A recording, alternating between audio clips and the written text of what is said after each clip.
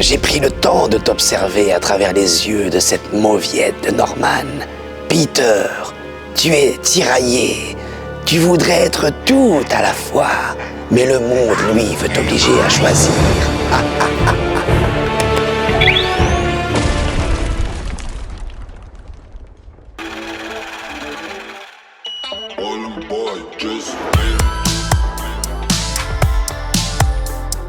Salut les amis, Captain Vintage, ravi de vous retrouver en espérant que tout se passe bien pour vous. Alors dans la vidéo d'aujourd'hui, je vais vous présenter le casque de mon antagoniste favori dans l'univers Spider-Man et je me trouve aujourd'hui au Sneakers Official situé à la Bourse de Bruxelles pour cette vidéo. Alors, le casque que je me suis procuré, j'ai réussi à me le procurer à la Cité des Nuages. Bon, il s'agit du magasin qu'on retrouve à Waterloo, spécialisé dans tout ce qui est le domaine de la collection. Il s'agit, je pense, d'un casque à l'échelle 1-1, donc c'est taille réelle, quoi. C'est vraiment un casque en mode taille réelle. Voilà, je l'ai déjà ouvert au cutter pour nous éviter tout problème. Ouh là là là là là. Bon, il y a eu de la casse. Je sais pas comment ça se fait. Je pensais que c'était emballé d'une meilleure façon. Voilà, malheureusement, j'ai eu une casse ici. On se demande bien pourquoi. Alors voilà, il s'agit d'un objet adapté pour les 14 ans et plus. Ok. Bon, on retrouve ici le logo Hasbro. C'est Hasbro qui s'occupe de sortir cette gamme de casques. J'en ai déjà plusieurs à la maison, à l'effigie de Dark Vador notamment, et aussi d'un Stormtrooper. Voilà. Bon, je sais pas pourquoi, mais ici on nous dit que c'est le casque du Gobelin dans le dernier Spider-Man sorti en 2021, No Way Home. Moi je trouve qu'il est plus ressemblant à celui sorti en 2002 avec Tobey Maguire, mais bon. Alors moi faut savoir que je kiffe, mais vraiment, ce personnage dans l'univers Spider-Man. Pourquoi? Parce que déjà il est prédisposé à avoir une intelligence surhumaine. Le mec il excelle en chimie, en ingénierie, en robotique, en physique. Au-delà du fait que ce soit un schizophrène, un malade. Et pour ceux qui ne savent pas, la première fois qu'on l'a aperçu dans Spider-Man, c'est dans le tome numéro 14 de Amazing Spider-Man, sorti en 1964. Bien que son identité n'avait pas été développée ou donnée à l'époque. Bon, plus tard, dans le film c'est Norman Osborn, mais une fois qu'il est mort, c'est son fils qui prend le relais, à savoir Harry Osborn. Alors quand on ouvre, qu'est-ce qu'il y a là-dedans? Je sais pas ce que c'est, sûrement une sorte de socle pour pouvoir déposer le casque dessus. Alors on va voir la bête.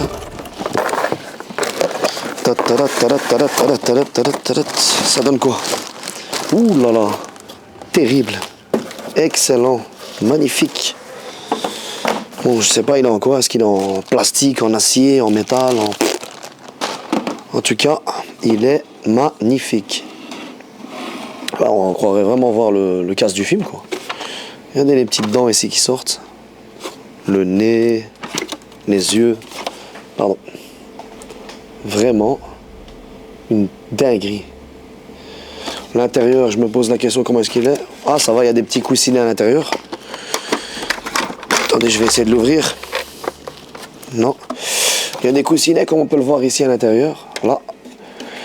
J'ai la même chose à la maison sur un casque de chez eux, à savoir le casque de Iron Man. Ce sont des coussinets de protection qui permettent de ne pas faire mal quand on endosse celui-ci. Honnêtement, pas mal. Bon, par contre, il y a quelque chose qui m'échappe encore. On avait dit que c'était électronique. Mais il n'y a pas, ou du moins, oups là, je vais ramasser ça, désolé. Il n'y a pas une trace d'électronique dans celui-ci. Ni un compartiment dédié aux piles, ni à une batterie rechargeable. Donc je sais pas où est-ce qu'ils ont flashé, où est-ce qu'ils ont vu qu'il y avait des piles dessus. Bon, comment on met ça?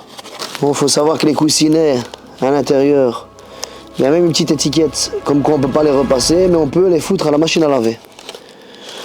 Pas mal. Bon, je monte face à la caméra. Il y a même le logo Marvel.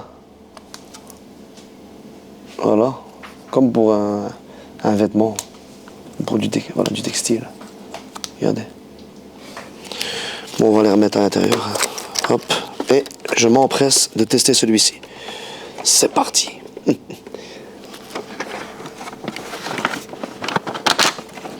Voilà, c'est parti. Alors, Je sais pas ce que vous voyez, mais en tout cas, moi, il a l'air pas mal du tout. Alors, j'ai un seul souci, c'est qu'il est quand même lourd. À la maison, j'ai aussi un casque Dark Vador, comme je vous disais, de la même collection, qui est également lourd. Bon, il essaie de peut-être se rapprocher de quelque chose qui se rapproche de la réalité, mais en tout cas, c'est lourd. Hein. Ça pèse le poids que ça pèse. Voilà, le profil.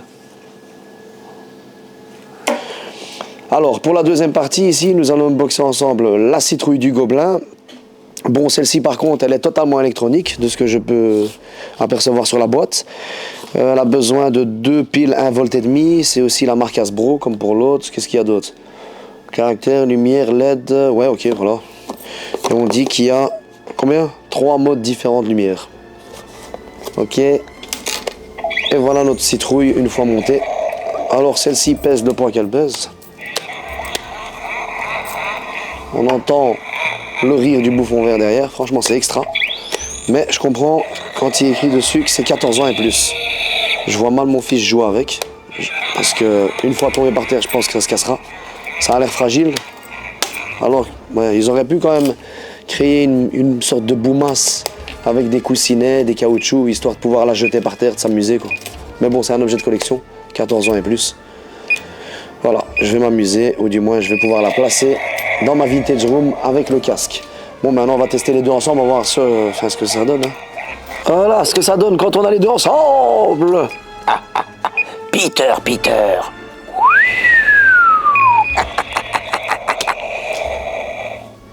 Terrible. Honnêtement, pour les collectionneurs, ou du moins pour les fans de Spider-Man, moi je dis que c'est quand même 2 objets à avoir dans sa collection. Alors pour le prix, ben, vous pouvez vous les procurer sur le site de la Cité des Nuages. Les deux reviennent, je pense, à 160 €. Les frais d'import inclus, parce que ça vient des États-Unis. Ça se vend pas ici en Belgique. Ce sont des objets qui viennent directement de là-bas. Mais honnêtement, voilà, si vous kiffez l'univers Spider-Man, je trouve que ce sont 2 petits objets à avoir dans sa collection. Voilà, même si on va pas jouer avec ou quoi que ce soit. Moi je pense que je vais les déposer de telle façon. Ah! Dernière chose, j'ai oublié de tester le socle.